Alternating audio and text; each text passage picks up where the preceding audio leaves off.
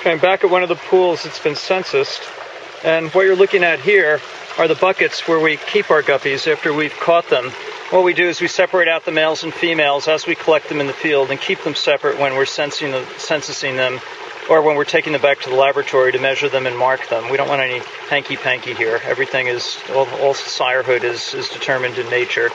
But the other thing that we do is put a leaf in the bucket. The guppies seem to be very sensitive to being on a white background, and so what you'll find here is that if they have a leaf to hide under, that's where they all will stay. Here's a group of female guppies that lived in this pool, and then here are two mature male guppies from this pool. Okay, and so that's what you're looking at, is the number of fish that were more than 14 millimeters long that we caught in a pool of this size. That's actually a pretty small number.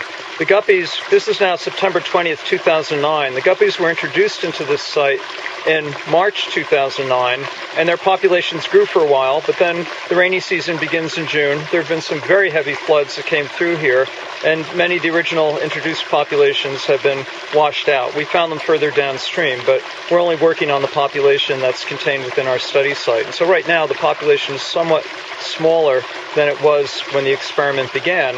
However, it consists of a combination of fish that we placed in here and then ones that were born here and grew up here. What we learned from our other two experimental streams, which are a year older now, is that the next generation, which will be born mostly during the dry season that will begin early in 2010, will result in a much larger population than we have now.